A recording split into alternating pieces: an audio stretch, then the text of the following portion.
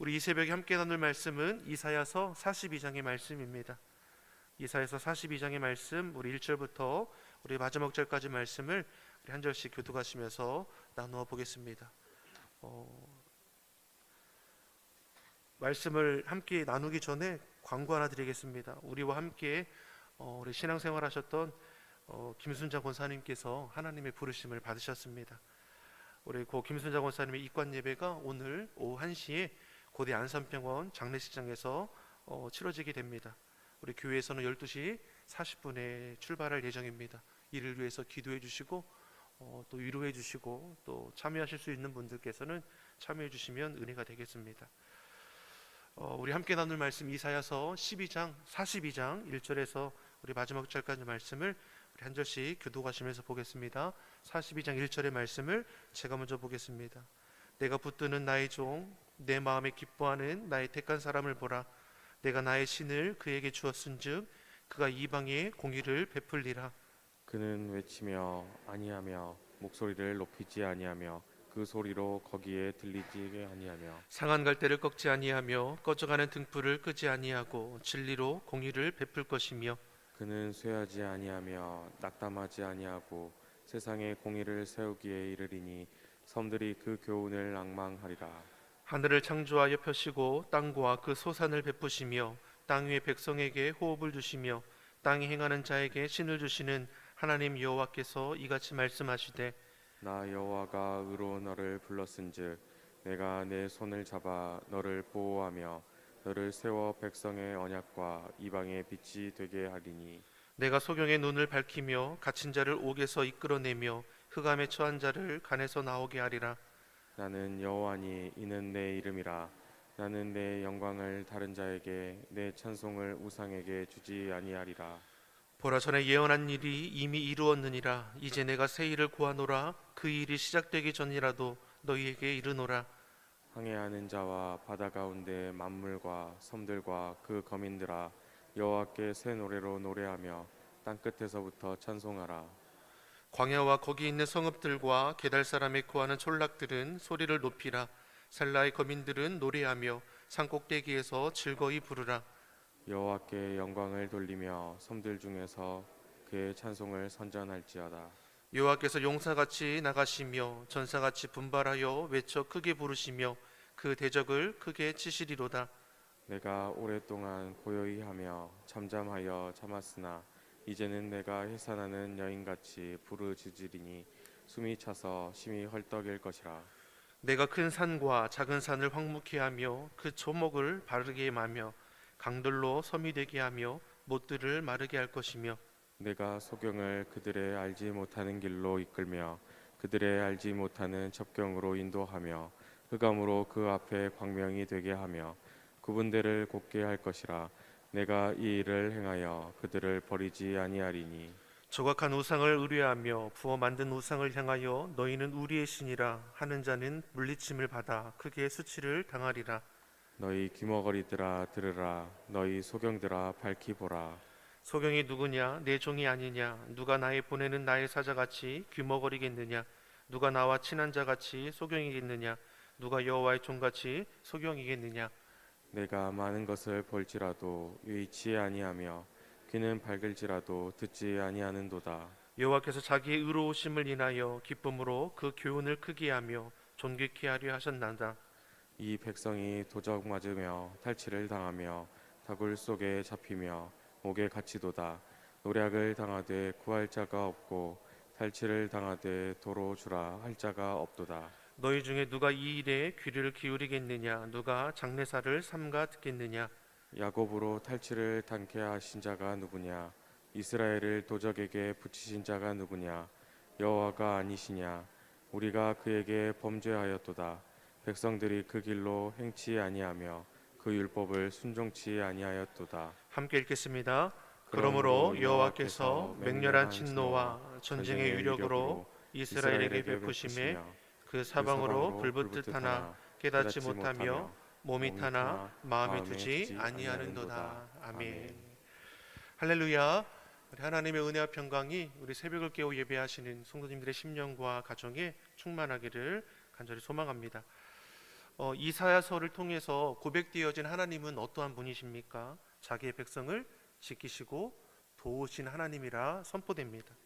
이스라엘 향해서 하나님의 심판이 예고되는 것도 하나님께서 심판의 목적을 두신 것이 아니라 돌이키기 위한 회복, 구원의 목적이 있음을 우리는 결코 잊어서는 안 될 것입니다. 40장부터 다시 하나님의 소망과 회복이 선포되고 있습니다. 이스라엘 백성이 범죄함으로 바벨론에 의해서 망하게 되고 포로로 끌려가게 되지만 하나님은 자신의 백성을 구원하실 것에 대해서 거듭 말씀하시는 것이죠. 그래서 41장 앞장에서 하나님이 어떠한 분이라고 고백했습니까? 자신의 택한 백성을 버리지 아니하신 하나님, 함께 하시며 붙드시는 하나님, 도우신다 약속하신 하나님이라고 분명히 우리에게 말씀해 줍니다. 그러면서 41장 25절에서 너희를 회복해 갈 한 사람이 일으켜 북방에서 오게 된다고 했는데 그 한 사람이 누구입니까? 바로 고레스 왕이죠. 이 한 사람 고레스는 예루살렘의 기쁜 소식을 전할 자라고 말씀합니다. 하나님은 이 바사 제국의 고레스 왕을 통해서 이스라엘 백성들을 포로로 잡고 압제하던 바벨론을 멸하게 되고 이스라엘 백성들을 귀환하게 하실 것입니다. 이 포로 귀환의 과정을 이 에스라나 느헤미야서에서 잘 기록되어 있지 않습니까? 1차적으로는 이 고레스 왕을 통해 바벨론의 심판과 예루살렘의 회복에 대해서 예고되고 있는 것이고, 더 나아가 궁극적으로 여기서 말하는 이 한 사람, 하나님의 택한 백성을 억압하는 죄와 권세를 멸하시고 구원의 기쁜 소식을 전할 구원주 메시아 예수 그리스도를 예고하고 있음을 우리는 알 수 있는 것입니다. 즉 하나님은 일시적인 기쁨, 일시적인 평화가 아니라 영원한 기쁨, 영원한 평화를 우리에게 주기를 원하십니다. 이를 위해 독생자 예수님을 이 땅 가운데 보내신다 예고하시는 것이죠. 그리고 이미 우리 시간으로 어떠했습니까? 이미 2000년 전에 이루어진 성취된 사건이라는 것을 우리는 잘 알지 않습니까? 예수님께서 대속제물 되셔서 십자가에서 모든 물과 피를 다 쏟아내셨습니다. 죄의 삭은 사망이라 세상 모든 죄를 예수님께서 친히 감당해 주셨습니다. 그래서 우리가 주님 안에서 어떻습니까? 결코 정죄함이 없다 선포하는 것입니다. 구원받은 우리는 주님 안에서 영원한 생명을 소유한 자이며 참 자유함을 누리게 되었습니다. 오늘 우리의 생명이 마친다 할지라도 결코 두려움 없이 우리는 주님의 품에서 안식하게 될 것입니다.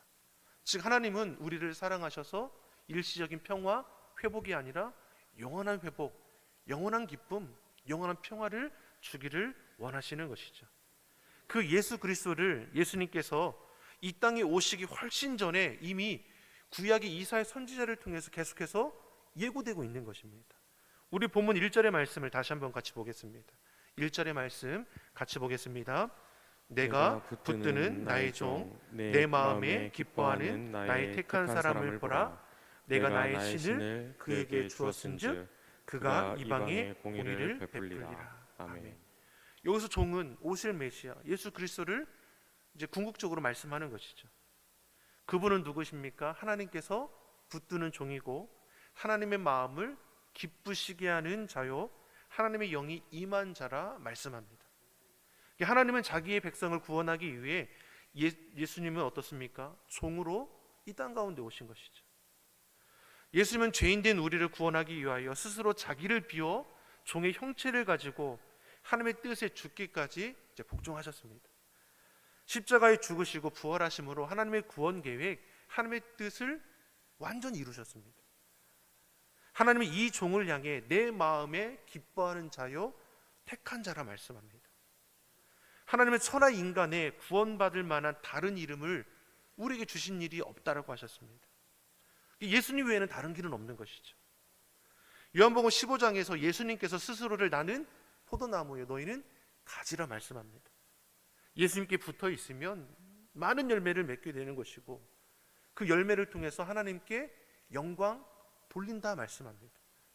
반면에 붙어 있지 않은 가지는 어떻게 됩니까? 버리워 말라지게 되는 것이고 불에 던져 살라지게 될 것입니다. 오직 예수님만이 길이고 진리고 생명이라는 것을 우리는 결코 놓치지는 않아야 하는 것이죠. 사랑하는 성도 여러분, 다른 길이 있다라는 헛된 말에 귀 기울인 일이 없기를 간절히 소망합니다. 헛된 것을 의지하고 붙어 있다면 우리는 어떻습니까? 속히 돌이켜야 하는 것이죠. 하나님의 종으로 오시는 예수님은 1절 하반절에 뭐라고 말씀합니까?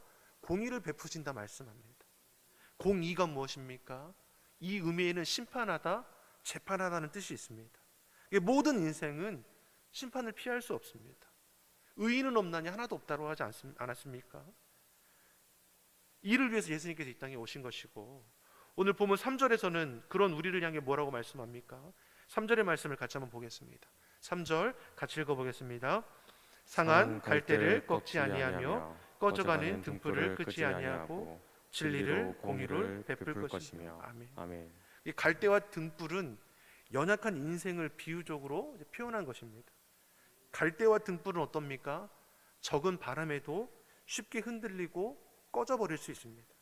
우리가 그러하다는 것이죠.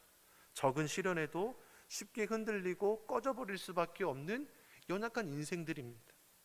그런데 갈대도 그냥 갈대가 아니라 상한 갈대이고 등불도 꺼져가는 등불입니다. 연약할 뿐만 아니라 소망도 없다라는 것이죠. 모든 인생은 어떻습니까? 죄로 말미암아 꺾이고 꺼져버릴 소망 없는 인생이었습니다.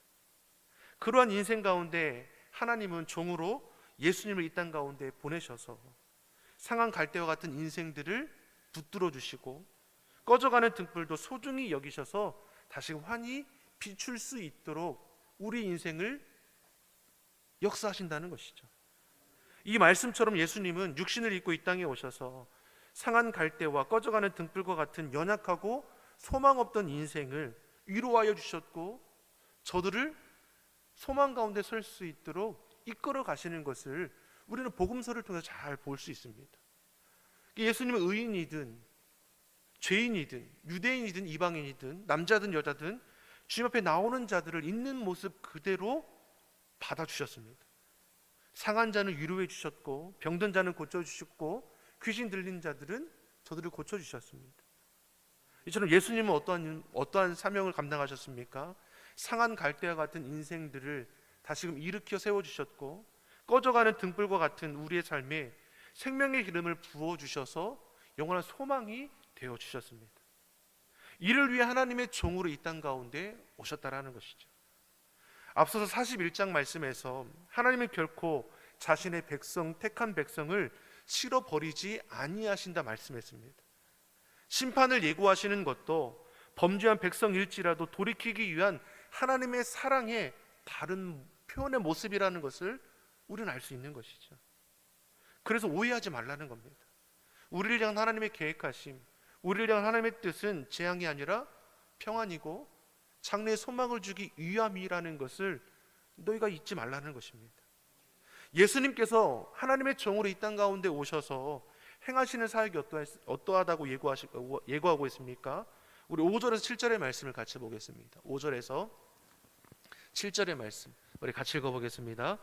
하나님을 창조하여 펴시고 땅과 그 소산을 베푸시며 땅 위에 백성에게 호흡을 주시며 땅에 행하는 자에게 신을 주시는 하나님 여호와께서 이같이 말씀하시되 나 여호와가 의로 너를 불렀은즉 내가 내 손을 잡아 너를 보호하며 너를 세워 백성의 언약과 이방의 빛이 되게 하리니 내가 소경의 눈을 밝히며 갇힌 자를 옥에서 이끌어내며 흑암에 처한 자를 간에서 나오게 하리라. 아멘. 아멘.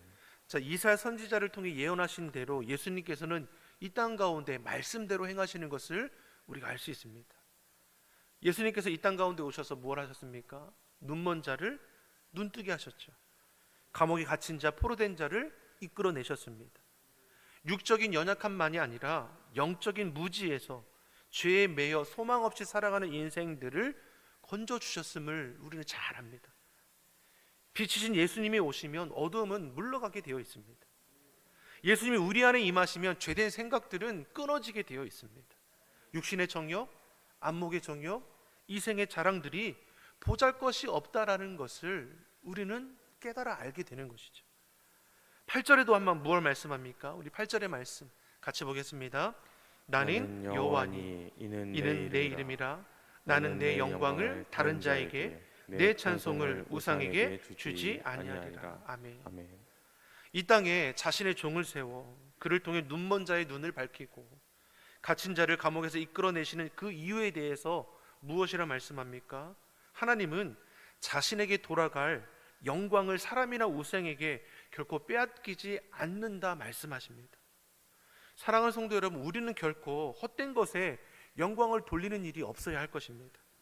하나님께만 오직 영광 돌리는 인생이 되어야 하죠.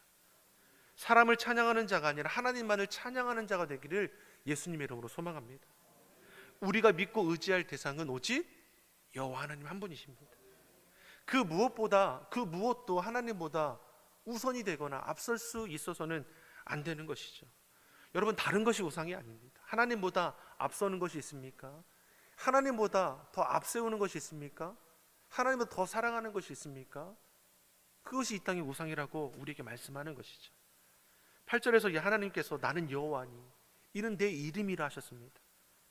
하나님께서 모세에게 출애굽의 사명을 맡기시면서 알려주셨던 이름도 동일하지 않습니까? 스스로 계시는 자존자, 온 우주 만물을 창조하시고 다스리고 주관하시는 여호와 하나님이십니다. 하나님은 모든 영광과 존귀와 찬양을 받으시기에 합당하신 분이십니다. 그분의 말씀은 영원하며 그 말씀은 반드시 이루어집니다. 그런 하나님을 찬양하는 우리 입술이 되어야 하고 하나님께만 영광 돌리는 우리 삶의 모습이 되어야 할 것입니다. 사랑하는 성도 여러분, 오직 하나님께만 찬양과 영광을 올려드리는 구별된 인생이 되기를 간절히 소망합니다. 9절의 말씀도 한번 같이 보겠습니다. 9절의 말씀 같이 읽어보겠습니다. 보라, 전에 예언한 일이 이미 이루어졌느니라. 이제 내가 새 일을 구하노라. 그 일이 시작되기 전이라도 너희에게 이르노라. 아멘. 아멘. 사랑하는 성도 여러분, 하나님께서 심판을 예고하신 대로 유다는 바벨론에 의해서 망하게 됩니다. 하나님께서 유다의 멸망을 예고하셨고 그 말씀대로 이루어졌다면 그 뒤의 말씀도 그대로 이루어질 말씀이라는 것을 깨달아야 하는 것이죠. 심판으로 끝이 나는가? 아닙니다. 하나님의 때에 회복해야 하실 것을 약속하고 계십니다. 나아가 하나님의 종으로 오실 예수님을 통해 새 일을 행하실 것도 이루어질 일임을 예고하는 것이죠. 그러니 어떻습니까? 믿는 너희는 낙심할 것도 두려워할 것도 없다라는 것입니다. 하나님의 자녀된 우리는 하나님의 말씀을 신뢰함으로 하나님께 영광과 찬양을 돌리기만 하면 된다는 것이죠. 이미 구약에 예언된 예수 그리스도께서 하나님의 종으로 이 땅 가운데 오셔서 하나님께서 약속하신 그 놀라운 말씀을 성취하지 않으셨습니까? 이미 우리는 그런 은혜 가운데 구원함을 받았고 하나님의 자녀된 권세를 누리며 살아가게 되었습니다. 즉 하나님의 그 약속은 성취되었고 우리를 향한 하나님의 약속의 말씀도 성취될 것을 우리가 믿고 주의 말씀을 신뢰함으로 나아가면 된다고 말씀하는 것이죠. 사랑하는 성도 여러분, 주의 약속의 말씀을 결코 우리가 잃어버리지 않기를 소망합니다. 내 생각, 내가 바람, 내 계획을 앞세우는 것이 아니라 주의 약속의 말씀을 붙들고 그 말씀을 앞세워서 나아가기를 간절히 소망합니다. 10절에서 11절의 말씀을 우리 마지막으로 같이 보겠습니다. 10절, 11절 같이 보겠습니다. 항해하는 자와 바다 가운데 만물과 섬들과 그 거민들아 여호와께 새 노래로 노래하며 땅끝에서부터 찬송하라. 광야와 거기 있는 성읍들과 게델 사람이 거하는 촌락들은 소리를 높이라. 셀라의 거민들은 노래하며 산 꼭대기에서 즐거이 부르라. 아멘. 아멘. 누가 하나님을 찬양하며 즐거이 부른다 말씀합니까? 항해하는 자들과 바다 가운데 만물과 섬들과 거기에 사는 사람들, 광야와 거기에 있는 성읍들과 게델 사람이 사는 마을들, 살라의 주민들이 하나님을 찬양하고 즐거이 부른다 말씀합니다.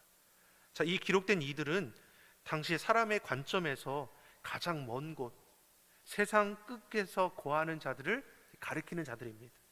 즉 이사야 선지자는 가장 먼 곳, 세상 끝에 거할 자들이라도 하나님을 찬양하고 새 노래로 찬양할 것을 말씀하고 있습니다. 과거에 부르는 노래가 아니라 다른 노래, 새 노래입니다. 믿는 자는 하나님 앞에 새 노래로 찬양하는 자가 될 것이라 말씀하는 것이죠. 즉 다시 말해서 무엇입니까? 하나님의 은혜가 날마다 우리를 새롭게 할 것입니다. 이전에 받은 은혜를 우리가 회상하면서, 이전에 받은 은혜를 기억하면서 오늘을 보내는 것이 아니라 날마다 새롭게 부어지는 그 은혜로 날마다 주의 감격과 감사의 찬양이 흘러 넘치게 할 것을 말씀하는 것입니다. 사랑하는 성도 여러분, 저와 여러분이 날마다 부어주신 하나님의 그 은혜로 날마다 새 노래로 하나님을 찬양할 수 있기를 간절히 소망합니다. 오늘도 주님을 우리가 찾고 구하여 나아갈 때 우리 심령과 우리 가정 가운데 꼭 필요한 은혜를 더하여 주셔서 오늘도 하나님께 영광 돌리고 찬양하는 복된 하루가 되길 간절히 소망합니다. 이전의 은혜, 이전의 영광을 기억하는 인생이 아니라 날마다 새롭게 부어주신 하나님의 은혜, 하나님의 영광 가운데 거함을 통해서 하나님을 기쁘시게 하는 우리 믿는 자들의 삶이 되기를 예수님의 이름으로 축원합니다. 기도하겠습니다. 온 우주 만물을 창조하신 하나님 아버지, 평생에 하나님을 노래하며 예수님이 다하는 날까지 하나님을 찬양하며 영광 돌리는 삶이 되게 하여 주시옵소서. 사나 죽으나 주의 것이요 나 된 모든 것이 주의 은혜임을 고백하오며 형편과 상황이 흔들리지 않는 절대적인 믿음으로 하늘 기쁘시게 하는 삶이 되게 하여 주시옵소서. 감사드리며 예수님의 이름으로 기도드립니다. 아멘.